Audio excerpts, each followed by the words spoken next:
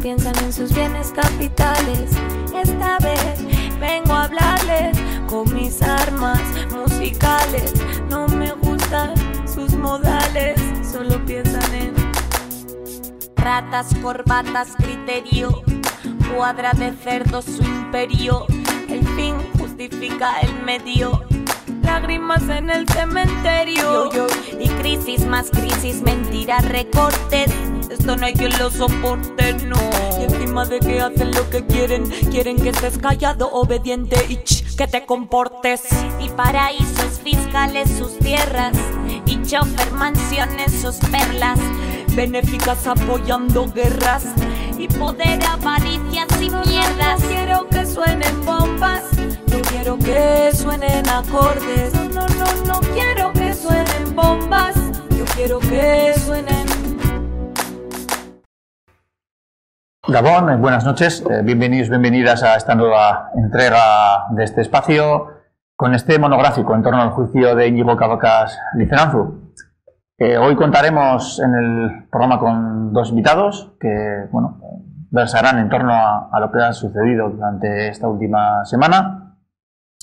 En primer lugar, vía videoconferencia, Igor Melchor. Gabón, Igor. Vaya, Gabón. Bueno, Igor, no necesitas casi presentación, puesto que eres un asiduo ya casi a este espacio. Se te puede presentar como investigador, ¿verdad? Investigador y escritor. Eso es. Sí, vale. De acuerdo. Bye. Nuestro segundo invitado es Carles Guillot. Carles Guillot forma parte de una... Bueno, ya nos explicarás un poco, Estopales de Goma o algo así. Carles. Sí, Estopales de Goma se llama el colectivo, sí. Y bueno, pues junto con ellos vamos a dar inicio ya a este espacio y comenzaremos por el inicio de esta reanudación. Concretamente vamos a agrupar los testimonios de las personas que se hallaban en el callejón, personas civiles de muy diversa índole, y para ello vamos a comenzar, bueno, haciendo una síntesis, una evaluación global, Igor, en torno a estos testimonios. ¿Qué podríamos, desde un punto de vista global, qué podríamos deducir de estos testimonios? Bueno, un poco más de lo mismo en este juicio, y lo que podríamos deducir o un poco escenificar son las declaraciones de los numerosos testigos que siguen pasando por el juzgado de Bilbao, y lo que remarcan la mayoría de estos testigos que se encontraban ahí en un ambiente, bueno, pues de celebración y festivo, es que no había ningún tipo de problema ni ningún tipo de disturbio, que es lo que están apelando, tratando de justificar para la intervención que hubo con la posterior muerte de Íñigo. Y yo creo que queda meridianamente claro cada vez que testifican las personas que estaban allí que allí no sucedía absolutamente nada y que para nada hacía presagiar lo que luego sucedió. Bueno, Igor, quiero que repares en un vídeo, un audio también, de la enfermera que atiende a Íñigo en el momento en el que cae herido, el modo en el que lo hace. Me di cuenta que estaba muy grave. Fui donde una estancia que vi que entraba, le grité que llamasen a una ambulancia, que era enfermera, que eran unos sinvergüenzas y unos asesinos, y que le habían reventado la cabeza a un chaval. Bueno, la enfermera refiere entre llantos a la situación que vive, una situación que se denota de extrema tensión, incluso afirma cómo llega a gritarles, que les acusa más o menos a las hazañas de la propia situación en la que se encontraba Íñigo. Y a raíz de ello, y a raíz de que, bueno, esta declaración ha sido sonada en los medios, ha habido un grupo llamado Observatorio Vasco de Seguridad que ha escrito un post en torno a esta declaración, intentar restar valor a la propia declaración. Concretamente, ese foro afirma que un testigo que llora es un mal testigo. Y prosigue, cualquier juez dirá que su objetividad en el testimonio está viéndose afectada por sus sentimientos. Un buen testigo, por contra, es el que narra fríamente los hechos que ha visto. ¿Qué opinas tú en torno a un testigo que hace un relato entre sollozos? ¿Qué lógica tiene? Y desde el punto de vista del valor, estos señores o señoras que escriben en este foro, ¿qué es lo que les pasa para no entender que si un testigo llora en una situación en la cual, siendo enfermera, está viendo que se le está muriendo uno en las manos y imponentemente siente que no puede hacer nada, puesto que la situación que han generado unos terceros dificultan su intervención? ¿Qué es lo que se le escapa a este foro, Igor? Sí, es la pregunta que igual nos deberíamos hacer, ¿no? ¿Qué se le escapa a esta gente? Que se le escapa sobre todo a gente que escribe en esta clase de foros, que normalmente, bueno, pues numerosos de ellos son policías, son ertzainas, y lo que se está viendo es la falta de sensibilidad completamente en este tema, ¿no? Si resta credibilidad a alguien que llora al relatar la situación tan dramática que vivió, pues bueno, lo podemos contrarrestar con la declaración que luego hablaremos de él, de Ugarteco, que ya fue a un juicio a reclamar una indemnización y dinero porque alegaba que se había encontrado en un estado de depresión, estrés, y bueno, alegaba un montón de cosas. Y los que pudimos observar su declaración el otro día, de la que luego daremos cuenta, pues veíamos una persona que no estaba en ese estado, ni se le veía una actitud que hiciera presagiar que también ha estado en ese estado, ¿no? Yo creo que lo normal es que alguien que ha sufrido una situación tan dramática y ha vivido esa situación, como puede ser esta enfermera, como puede ser el testimonio de Laia Caballero, que le auxilió en los primeros momentos y no se cae y llegó al suelo, yo creo que eso es lo normal. Pero lo que estamos viendo aquí es esa humillación y ese escarnio constante y esa, sobre todo, falta de sensibilidad desde la conversación por radio de Ugarteco, que decía que se había desmayado, desde aquella ertzaina que un testigo también relata que le dijo a una chica que estaba allí que a ver si era la novia perdida, o aquella persona como Laia que al pedir explicaciones a la ertzaina que por qué seguían disparando le dijo: lárgate de aquí si no quieres acabar como el que está en el suelo, ¿no? Yo creo que es un resumen de lo que puede explicar en ese foro, lo que se explica en ese foro, y es sobre todo, lo que digo, es la falta de sensibilidad y, por no decir alguna cosa más fuerte, ¿no? Totalmente perpéntico y dramático. Bueno, pues siguiendo con los testimonios, ahora la pregunta para Carles. Llama la atención, por lo que hemos podido saber, el testimonio de varios testigos, alguno de ellos incluso propuesto por la defensa, esto es por la defensa de los ertzainas acusados, que niegan la versión de la Ertzaintza basada en la lluvia incesante de lanzamiento de objetos de todo tipo. Tú sí estuviste presente durante la jornada del martes, que es en la que testifican estas personas. Cuéntanos un poco cuál fue el desarrollo de esos interrogatorios y el sentido de esos testigos. Bueno, es un poco como tú dices, ¿no? Sí que es verdad que son testigos propuestos por la defensa de los ertzainas, pero en ningún caso yo creo que la defensa consiguió que esos testigos finalmente dijeran lo que la defensa pretendía, en el sentido de que excepto, yo creo recordar que excepto uno que sí que habla, es decir, todos hablan de un ambiente festivo en la plaza, todos hablan, porque estos testigos propuestos por la defensa, muchos de ellos son compañeros de los que inician o de los que se ven envueltos en esa pelea que la Ertzaintza intenta poner como multitudinaria, y que varios de ellos, hablando de sus propios compañeros que están en la pelea, acaban reconociendo que es una pelea entre 5 o 6 personas. Que después de esta pelea se van de la plaza, esa pelea se disuelve y ellos acaban marchándose de la plaza. Digamos, los heridos que hay a consecuencia de esta pelea, que son 2 muchachos, dicen ellos, y finalmente la Ertzaintza, al cabo de un rato de todo eso, y la plaza está tranquila y está en calma, y no es hasta que la Ertzaintza inicia digamos, una carga sobre la plaza que no hay una respuesta por parte de la gente con el lanzamiento de objetos.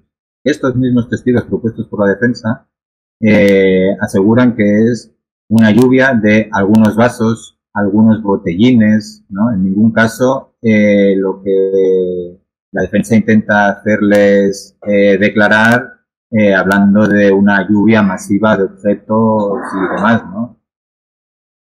Sí. Sin embargo, Carles, hay una cosa que llama mucho la atención, no sé si a ti desde Cataluña, y es que más o menos la intervención, la actuación que desemboca con la herida mortal de Íñigo Cabacas se justifica en base a ese relato. Esto es, los policías vienen a decir, bueno, hemos recibido una lluvia de objetos y como recibimos una lluvia de objetos, pues nos tenemos que poner a disparar pelotas de goma a diestro y siniestro en relación a las personas que se encontraban en ese callejón, que luego veremos las comunicaciones, se hallaba abarrotado. ¿Qué valoración puedes hacer? Esto es, ¿desde qué punto de vista es lógico y racional que unas personas armadas reciben botellines o lo que fuera, incluso una lluvia, unas furgonetas en las que no les pasa nada, porque están dentro de unas furgonetas que, recordemos, estaban blindadas para bombas, furgonetas bastante seguras desde su punto de vista, ¿no? ¿Y cómo se entiende eso? Desde mi punto de vista, la única explicación que tiene eso es la de intentar tergiversar el relato para que les cuadre de alguna manera con alguna de las posibles causas, digamos, algunos de los posibles preceptos por los cuales ellos pueden utilizar este tipo de armamento. Es decir, está claro que la Ertzaintza, como cualquier otro cuerpo de seguridad del Estado, policía autonómica y demás, se rige por el principio de proporcionalidad. Entonces, ellos tienen que explicar un relato en el que, digamos, el ataque hacia ellos es tan grave que les permita justificar una carga con pelotas de goma. Entonces, ahí está su intento. De hecho, yo he tenido acceso a parte de la instrucción de su momento, gracias a los abogados y demás, y algunos de los ertzainas hablan incluso de que les lanzan peceras, ¿no? Allí en el juicio, al día siguiente que están los ertzainas, algunos de ellos hablan incluso de que les tiran las jardineras. Esas jardineras, pues, que son de obra y que están pegadas al suelo. Es decir, ellos tienen que intentar, en su relato, dar la sensación al tribunal de que el ataque que ellos están sufriendo únicamente se puede repeler a partir de la utilización de las pelotas de goma de una manera desproporcionada, ¿no? Porque si no, no se acoja al principio de proporcionalidad que ellos deben siempre tener en cuenta, ¿no? Bien. Posteriormente, bueno, vamos a iniciar la fase, la siguiente parte, el siguiente bloque del espacio, y vamos a dar paso a la declaración de Ugarte-Co, pero previo a ello, si queremos poner encima de la mesa una serie de evidencias, unas cuestiones que ya no son cuestionables, puesto que están recogidas en unos audios, en unas grabaciones, en torno a una discrepancia que surge entre Ugarte-Co y el mando policial que se halla a pie. A ver, te comento. Estamos a la altura de la Rico. Está la plazoleta llena de gente, pero llena, y aquí no se ve ninguna pelea. Y acceder a Horapozas, pues es un poco complicado.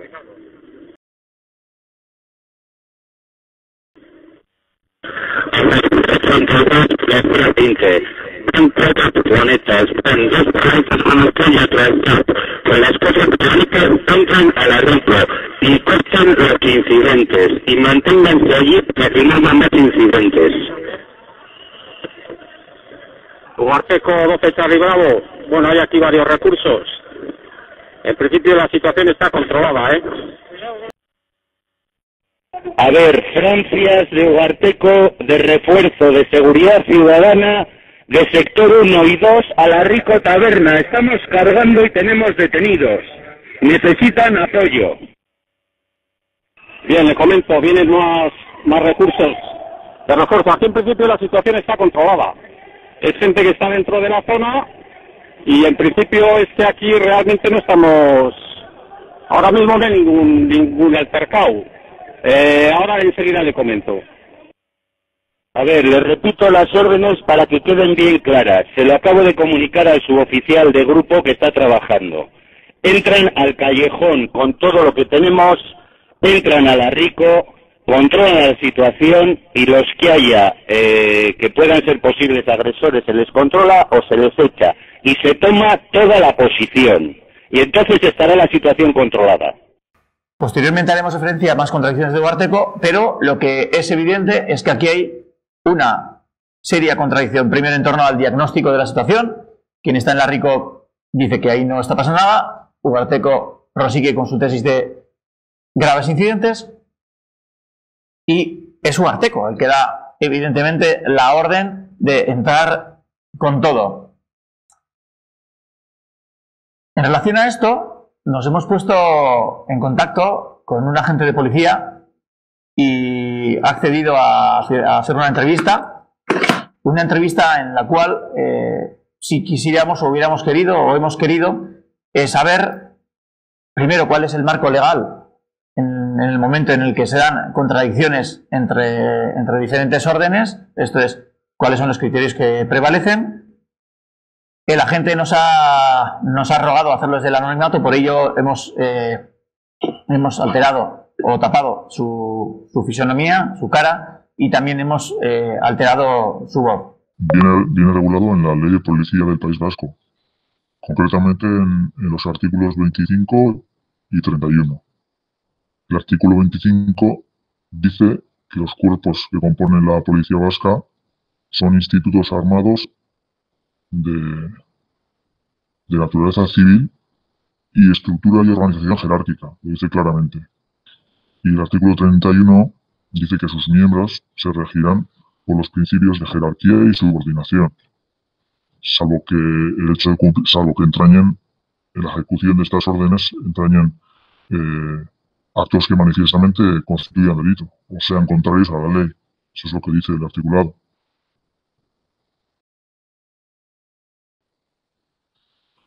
No podría desobedecer las órdenes. Bueno, podría, pero habría consecuencias. Eso está regulado en el régimen disciplinario de los cuerpos de policía del País Vasco.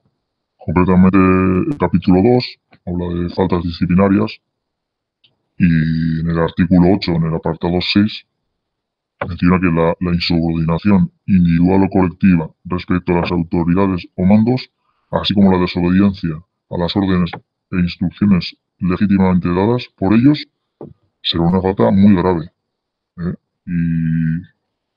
Respecto a la sanción que acarrearía, pues en el artículo 14 del capítulo 4 de sanciones, pues en las muy graves dice claramente que puede ser una suspensión de funciones de 2 hasta 4 años o incluso la separación del servicio para siempre. Hemos visto las respuestas que ha dado el agente en torno a ello, y se puede decir, además, valiéndonos un poco de la perspectiva y lenguaje policial, se puede decir que estas declaraciones desmienten a Ugarteco. Sí, esta gente lo que está hablando es de la propia ley de policía vasca, y lo que habla es de jerarquías, y lo que queda patente es que el mando, en este caso el que estaba en la comisaría, que era Ugarteco, por las órdenes que le indica al suboficial que están tratando de enmarronar en este juicio, las órdenes y la jerarquía está clara, y el que tenía mayor rango en ese momento es Ugarteco, ¿no? Yo creo que queda claro con la explicación que ha dado este policía. Uh-huh. Tenemos un tercer audio.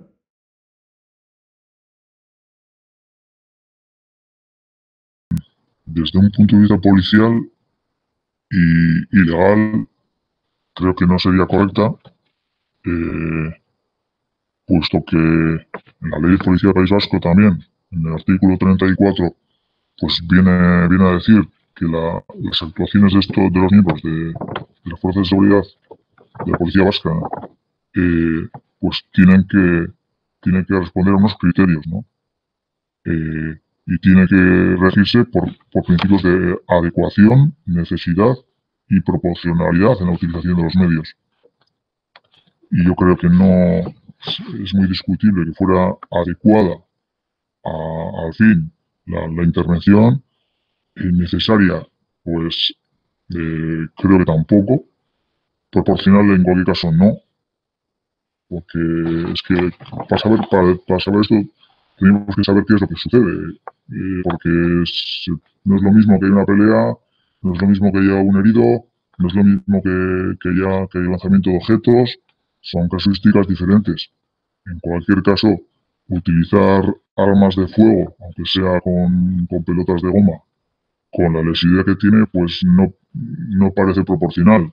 Y mucho menos teniendo en cuenta que la estás lanzando en un sitio en el que incluso el mando guateco sabe que hay mucha gente, y lanzándolo de una manera arbitraria, en el sentido que realmente no sé a quién disparaban. Es decir, no es ni proporcional ni tampoco adecuado. No sé qué pretendían repeler, porque no se sabe, pero en cualquier caso, si repeles, actuarías contra aquellas personas que están agrediéndote. No cargas sobre el concepto de descarga, ¿no? contra una multitud. Por tanto, yo creo que es evidente que no está bajo esos principios esa actuación policial. Sí, hace una valoración muy clara de que digamos, en ningún caso se cumplen esos tres requisitos de adecuación, necesidad y proporcionalidad.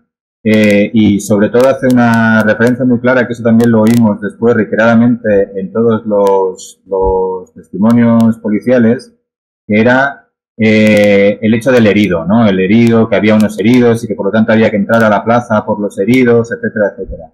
Claro, eso se contradice con el bajarse de las furgonetas y cargar las escopetas con las pelotas de goma y ponerse a disparar. Porque tú tienes una masa allí en medio de la plaza, hubieran o no hubiera ese herido que ellos, digamos, están poniendo como excusa fácil para poder entrar en la plaza, hay una masa de gente allí, con lo cual, en el momento en que tú te pones a disparar las pelotas de goma, las balas de goma, que es una herramienta policial que no tiene ningún tipo de criterio, ¿no? Que es arbitraria completamente, porque desde el momento en el que sale de la bocacha, ningún policía sabe exactamente a dónde va, porque hay que dispararla contra el suelo y ese rebote hace que sea imposible decidir hacia dónde va.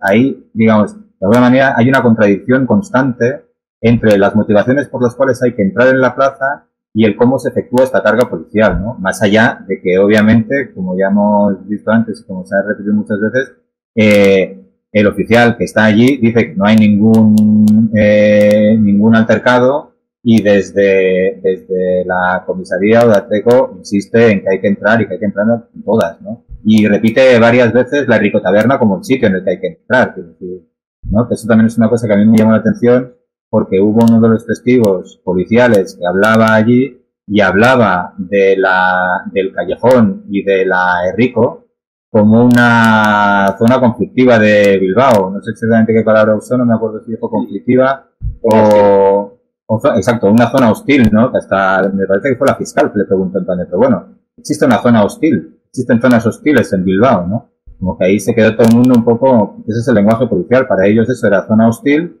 y por lo cual pasase lo que pasase, ahí había que entrar a fuego. Vamos a pasar a lo que podría ser la estrella de incluso el proceso, Iñaki Larrea Rutia, alias Ugarteco. Igor, estuviste también presente en el día de la declaración de Ugarteco. ¿Qué podrías destacar de la declaración de Ugarteco? Yo he apuntado una serie de perlas, pero ¿qué podrías destacar? Bueno, yo creo que para empezar, yo una vez que estás allí, podíamos resaltar, yo creo que es importante resaltar sobre todo al inicio simplemente el lenguaje corporal. Porque si nos fijamos ya en el lenguaje corporal, cuando esa persona entra a declarar, una persona que supuestamente pues nos viene de como decía antes, de estar en un estado pues depresivo y de tener muchísimos problemas, nos encontramos con una persona con un lenguaje directo, un lenguaje, bueno, que tenía muy claro, ¿no? El tono de la voz, tenía muy claro la declaración que tenía que hacer, y además tiene un tono de voz que, como estamos acostumbrados a escuchar aquella maldita conversación por radio con la muerte de Íñigo Cabacas, pues que todavía te pone los pelos como escarpias, ¿no? Yo creo que la declaración de Ugarte dejó muy claro a dónde va enfocado su relato. El relato está enfocado directamente en enmarronar al suboficial Juan José de Pablo, al 3389, hacer recaer sobre ese mando en el terreno toda la culpa de lo que sucedió aquella noche. Y bueno, fue tremendamente dramático escuchar que cuando el abogado de una de las defensas le preguntaba si aquella noche, cuando mandó entrar con todo, si con todo se refería también a escopetas, y él dijo que para nada se refería a escopetas, que hizo que hubiera un murmullo en la sala, y bueno, escuchar aquello pues era bastante esperpéntico. Y decía que él para nada mandó, que no entraba dentro de su prisma, mandar disparar, ¿no? Yo creo que eso resume un poco pues la inmundicia de ese relato, y yo creo que en el tema en el que está este personaje, ¿no? Yo creo que en el rifirrafe que también tuvo con el abogado, pues hay un apunte. Yo recuerdo que es cuando le dice, pues, ¿cuántas furgonetas usted mandó aquella noche? Él le dijo que unas 7 u 8, pero tampoco se acordaba muy bien. Y claro, el propio abogado le dice, bueno, ¿y las otras tantas? Porque ahí había 14. Usted se encargaba de todo el dispositivo en Bilbao. Usted no sabe cuántas furgonetas había esa noche. Bueno, yo creo que eso en general el relato que hizo Iñaki Larrea el pasado miércoles, pues refleja un poco cómo es este personaje, que además lo claro que tiene a la hora de enmarcar lo que sucede aquella noche y la responsabilidad, y de evadir todas las responsabilidades cuando todo el mundo ha podido escuchar lo que ordenó por radio. Y para terminar, simplemente un apunte que yo creo que yo me suelo fijar en esas cosas, así como el lenguaje corporal que os decía antes. Había una cosa que recorría un escalofrío, porque cuando hemos escuchado tantas veces esa comunicación que antes recordabas tú, de le repito las órdenes, él tiene un latiguillo cuando tiene el rifirrafe con el abogado, que cuando se enfrentaba con él le decía, le vuelvo a repetir. Yo creo que esa voz de mando y ese lenguaje que tiene Ugarteco en el juicio quedó muy claro, y yo creo que también es para apuntar, ¿no? Yo ahí haría un apunte también, ¿no? Lo que decía Igor cuando él dice eso, que que se dirige a 7 unidades, a 7 furgonetas que hay ahí. Una de las preguntas que a mí me pareció muy interesantes que hacían los abogados era que si tú tienes 7 furgonetas que son 49 Ertzainas y descuentas uno de cada una de las furgonetas que se tiene que quedar, que es el conductor y así, ¿cómo pretendes limpiar la plaza y el callejón sin usar balas de goma? Porque si hay esa batalla campal con esa lluvia de objetos que te están cayendo, etcétera, etcétera, tú envías a 49 policías a enfrentarse a una muchedumbre enaltecida que está echándotelo todo, ¿no? Pues ahí también se veía la contradicción un poco de que cuando él está dando las órdenes de entren con todo, él, por supuesto, está dando por supuesto que todo incluyen las escopetas y las balas de goma, que es lo que le va a permitir a él, o sea, es lo que le va a permitir a Ertzaintza limpiar la plaza. Si no, con escudos y porras, eso no iba a ser factible, ¿no? Eso de alguna manera también lo van reconociendo los policías que después se intervienen allí.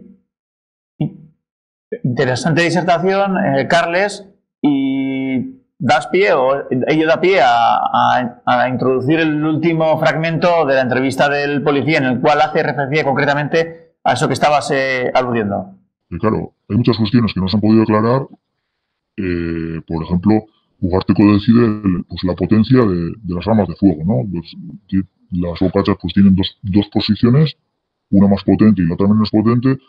No sabemos qué escogió Ugarteco, por ejemplo, para esa noche.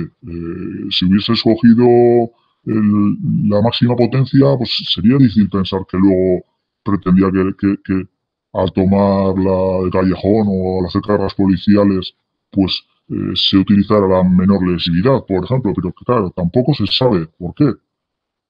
Parece difícil pensar que con lo habitual que eran las cargas policiales y el uso de pelotas de goma, parece difícil que Ugarteco piense que cuando manda tomar la Rico y el Callejón, parece difícil, sabiendo que había multitud de personas allí, centenares de personas, parece difícil que piense él que cuando ordena eso van a entrar una docena o 2 docenas de agentes con porras o pidiendo paso a la gente. Más parece pensar que sabe que la carga va a ser, no sé si tan lesiva, pero sí que sí va a ser una carga fuerte. Pero claro, eso es lo que pensaríamos, creo que así todos, pero que no se puede probar. Es verdad que no se va a poder probar eso en el juicio.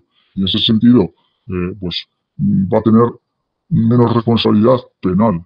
Pero en cualquier caso, la orden de carga en esa circunstancia multitudinaria es suya, ¿no? Esta gente explica claramente cómo, conociendo cuál es la dotación de recursos de la que disponía Ugarteco, entrar con todo tiene que suponer forzosamente disparar balas de goma. Sí, lo decía Carlas, es muy clarificador. Deja muy claro o deja en evidencia el relato de Ugarteco. Por otro lado, recuerdo en el primer día del juicio, cuando declara el oficial Juan José de Pablo, que yo creo que indica, recuerdo aquella frase, aquella palabra de la sarracina, que si igual alguien querría forzar una sarracina en ese callejón, pues está muy claro. Si tienes ahí los recursos que tienes las furgonetas que tienes con el dispositivo y agentes policiales que tienes sobre el terreno, y no hay otra manera de hacerlo según el mando en aquel momento, como era Ugarteco, pues blanco y en botella. Ahí se estaba buscando algo. Lo que pasa que esto entra todo dentro de la teoría del caos, de eso que ellos llamaron las declaraciones de que ahí había un cacao, y como había un cacao, pues ellos lo resolvían de la forma que lo han resuelto durante muchísimos años en Euskal Herria, y a fin de cuentas esto es pues un ejemplo dramático de lo que ha sucedido durante muchos años en Euskal Herria. Y bueno, Carlas también conocerá en Cataluña actuaciones policiales en las que no han medido ni proporcionalidad, ni adecuación, ni necesidad, ni nada, y en este caso pues el resultado fue la muerte de Íñigo, ¿no? Dejando a Ugarteco de lado, prosiguen durante el martes, miércoles, prosiguen declaraciones de agentes de policía autonómica que se hallan en el lugar de los hechos. Intentan ser testimonios coherentes, pero Igor, encontramos pequeñas contradicciones incluso entre los agentes. Sí, nos encontramos con contradicciones, nos encontramos con yo creo que hay por un lado una dinámica muy clara de indicar o de señalar a este suboficial en concreto, y hay otra clara también de indicar que las órdenes venían por radio y venían de Ugarteco, ¿no? Entonces ahí sí existe una serie de contradicciones a la hora de la gente que disparó, la gente donde estaba, si en María Díaz de Haro, si en Poza, no está claro. Se entra una serie de contradicciones, pero nos encontramos también con otra serie de concordancias muy extrañas, que le parecen hasta muy extrañas a la jueza, donde parece o está claro, a raíz de algunas testificaciones de algunos ertzainas, que bueno, se han podido pactar, ¿no? Hay hasta una agente de la Ertzaina que dice claramente, a preguntas de la abogada Jone Goirizelaya, si habían pactado esas declaraciones con el ejecutivo del ACUA, con los abogados del ACUA, del gobierno de Gasteiz, y dice claramente que sí, ¿no? Yo creo que eso refleja un poco pues el escándalo que supone eso, y bueno, en ese caso la dejación que ha habido de auxilio muchas veces y de preocupación por el estado de los aitas de Íñigo Cabacas y de los familiares, y lo bien arropados que parece que han estado pues estos funcionarios a la hora de preparar esas declaraciones, ¿no? Donde sí que ha habido puntos de contradicción, pero donde En esta última jornada de juicio nos encontramos con concordancias que hasta a la jueza le parecieron bastante sospechosas. Lo único, vamos a hacer una puntualización, la gente igual se está confundiendo entre oficial, suboficial, al que le quieren meter el marrón, que es el 3389, Juan José de Pablo es oficial, el oficial al mando, por eso Ugarteco decía que solo se comunicaba con él, y luego tanto Kepa Muriel como el otro agente son suboficiales, que son con los que Ugarteco en el juicio declara no comunicarse, pero las grabaciones, los audios dejan claro como él dice concretamente cómo les transmite órdenes. Se lo acabo de comunicar al suboficial de grupo que está trabajando. Se lo acabo de comunicar al suboficial de grupo que está trabajando. Vamos a continuar con esa entrevista en el cual pues el agente al que entrevistamos hace mención a irregularidades que, bueno, nos explica cómo funcionan o cuáles son los protocolos y en qué medida se han ido incumpliendo. Y claro, hay otro elemento que, claro, no se puede saber la potencia de las armas, pero es que tampoco se puede saber quién disparaba qué arma. Una armería, que en todas las comisarías tiene una armería, en esa armería hay un responsable de armería. ¿Y para qué? Para saber quién ha utilizado esa arma de fuego, para poder dirimir después responsabilidades. Y resulta que en este caso no sabemos quién ha disparado qué y no hay tampoco responsabilidades a ese respecto. Nadie se responsabiliza de eso. Es decir, lo lógico es pensar, y más, después de que ha habido un herido muy grave que puede morir, resulta que se va a comisaría y nadie sabe quién ha disparado y el armero y responsable de la comisaría pues no se han dado cuenta. Lo lógico es pensar que cuando pasa algo grave todo el mundo piensa, aquí pueden venir a por nosotros. Es decir, el mayor garantista debería ser el responsable del armero de esa comisaría. ¿Por qué? Porque si no, la responsabilidad pues en parte va a ser suya el hecho de que no se sepa quién ha disparado. Y parece difícil también pensar, seguramente nadie será capaz de pensar que es usual que no se sepa quién dispara o que ha sido cuestión del azar, ¿no? Yo creo que es más lógico pensar, y el sentido común hace ver que ante la posibilidad de identificar a los agentes, pues de una manera intencionada se descontrola todo el tema del armamento, nadie sabe quién ha disparado con quién. Hemos escuchado más o menos, yo desconocía cómo funcionaba, desconocía que había un armero. Debe haber un armero que en principio debería de haber registrado quién emplea qué arma en concreto y dejar las armas para su análisis. Debería haber una especie de fiscalización, ¿verdad? Debería. De hecho, a mí una de las cosas que también me sorprendió mucho el día del juicio es que allí estaba el responsable del búnker, que lo llaman, la armería de la comisaría desde donde salen todos estos efectivos policiales. A ese espacio lo llaman el búnker. Y allí declara el Zaina que es el responsable del búnker. Y él afirma que él prepara con 35 cartuchos y 25 balas de goma cada una de las bolsas junto con la escopeta. Y que ni siquiera él apunta a qué policía se lo da, sino que él eso lo deja en la furgoneta y el primero que llega es el primero que la coge. Y el segundo que llega, pues hace escudero. Y el tercero que llega, pues agarra eso. Y el último, pues resulta que el último es el conductor. Y hasta uno de los exámenes dicen, cuando usted te la conductor de la furgoneta, y dice, sí, ¿por qué? Dice, pues porque llega el último. Es decir, descontrol total en cuanto a cada una de las funciones que tienen los distintos policías, ¿no? Y después, lo sorprendente es que cuando estos policías, después de toda esa actuación, cuando ya han acabado con todo, cuando ya obviamente se han llevado el cuerpo de Íñigo hacia el hospital, etcétera, etcétera, esos policías llegan allí en el mostrador o en la ventanilla del mostrador de ese búnker, depositan las bolsas, depositan las escopetas, y lo que hace este señor, este policía que está de responsable, es vacía las bolsas sin contar ni las pelotas que hay, ni las que faltan, ni cuántas han disparado ni nada, las vacía directamente en una caja para volver a rellenar esas bolsas, volverlas a precintar y guardarlas para la siguiente operación. Y esa misma noche limpia todas las escopetas, ¿no? Hubo algún momento, luego comentando que pues es el único funcionario que trabaja en realidad ahí a destajo, porque esa misma noche limpia todas las armas, ¿no? Él afirma que no, que desconoce que hay un herido, etcétera, etcétera, pero él en ningún caso está diciendo que para mí esa es una de las cosas más graves. Él no está incumpliendo ningún protocolo.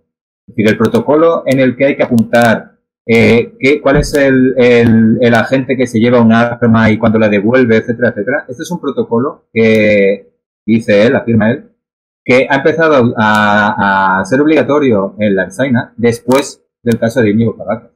Anteriormente a ese caso era lo normal, o por lo menos esto es lo que él afirma en el juicio, llegar allí, desprenderse del material, como si te hubieses llevado las pelotas, las balas de goma a tu casa, desprenderse del material, de allí no se cuenta nada, no hay ningún tipo de registro, ningún tipo de fiscalidad de nada, nadie sabe nada, ¿no? Eso de alguna manera es una de las de la aura esta de corporativismo que envuelve al cuerpo, a todos los cuerpos policiales. Bueno, que nadie sabe nada, nadie dice nada, todo el mundo se calla y todo el mundo se tapa, ¿no? Hay una evidente contradicción entre la entrevista que hemos presenciado, en la cual, además desde un punto de vista muy lógico, ¿no? Plantea que todas las comisarías tienen responsable de armería, un armero que es quien, lógicamente, lleva el seguimiento, el control de la utilización de las armas, una asignación personal, individual, de cada arma a cada agente, porque si no, probablemente pues, cualquier gente podría llevarse una escopeta. Como nadie sabe quién ha cogido qué, o como has dicho bien, Carles, podría haberse llevado pelotas. Nadie da cuenta de nada. Es un relato sin mucho sentido. Vamos a ir concluyendo. Igor, ponemos un audio, el último.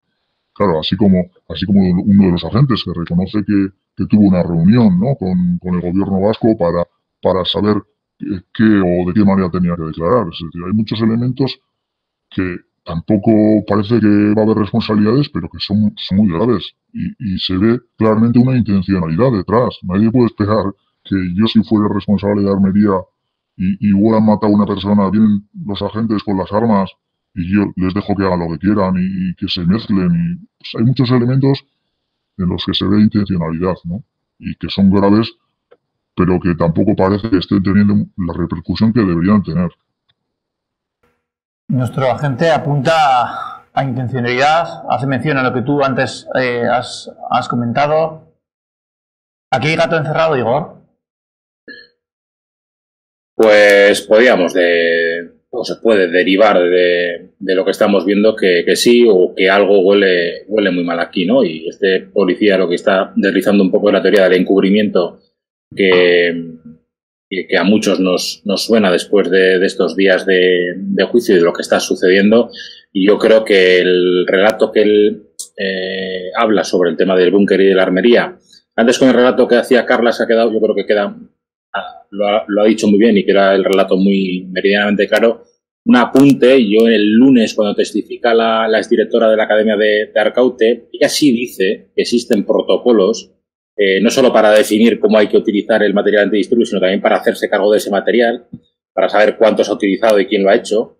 Y en cambio, cuando testifica el encargado del búnker esta semana, dice que él no tiene ningún conocimiento de que existan esos manuales.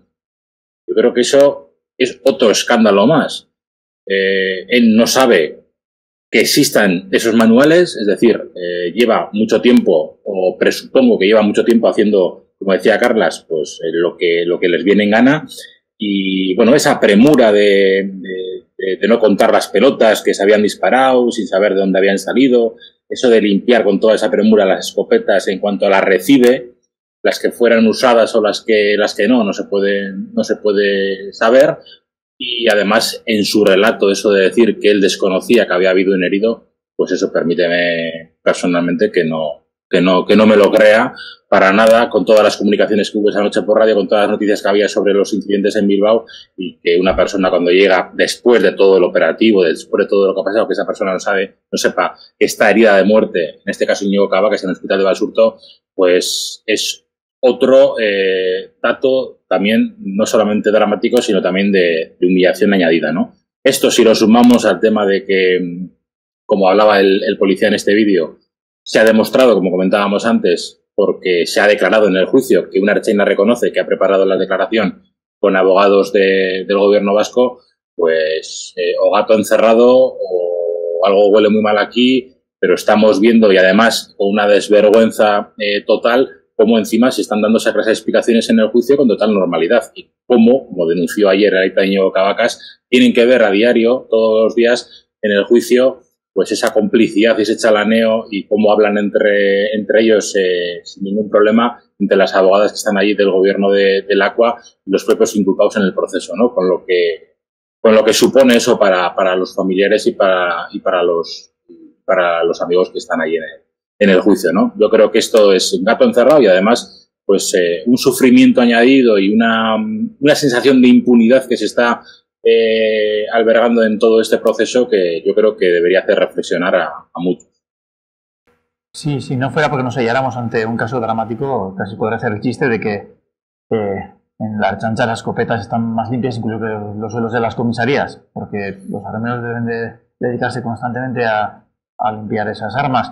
Vamos a concluir ya el espacio. Lamentablemente, yo sacaría la conclusión de que esta semana ha aportado más interrogantes que certezas, añade más preguntas que respuestas, siembra más dudas y en ese sentido entorpece ese reclamo de verdad. Es una impresión. No sé cómo lo veis, muy breve, Igor, Carles, y damos final al programa.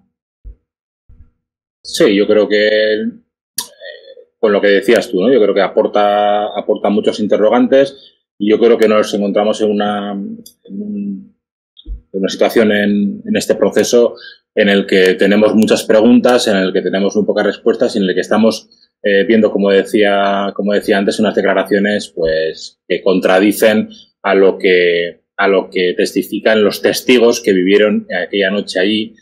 Y estamos viendo también en las declaraciones cómo se evidencia pues un descontrol policial que algunos parecen querer achacarle a ese periodo en concreto donde gobernaban otros, pero que yo siempre recalco que todas estas actuaciones desmedidas, desproporcionadas, etcétera, etcétera, que se han dado, que parece que se quieren señalar a ese periodo en concreto, se han dado durante muchísimos años y yo creo que después de este juicio igual deberíamos hablar de muchas más actuaciones y de todo un sistema policial que yo creo que es el que se está poniendo en jaque en este proceso. Carles, ¿tú has tenido ocasión de conocer el país mejor? ¿Cómo funcionan o cómo han funcionado sus policías? ¿Cómo ha funcionado más o menos o cómo funciona o cómo discurrió aquella noche?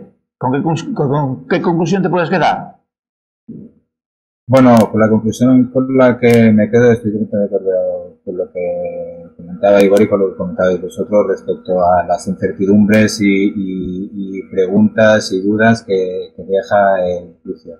Deja también, además, una sensación de desamparo total y absoluta, ¿no? Porque, es decir, yo creo que aquí la gravedad del hecho es que hay un muerto encima de la mesa. Entonces, ante esa gravedad y ante el hecho y por los familiares y los compañeros de Íñigo Cabacas, eso es lo que hay que investigar a fondo en este momento.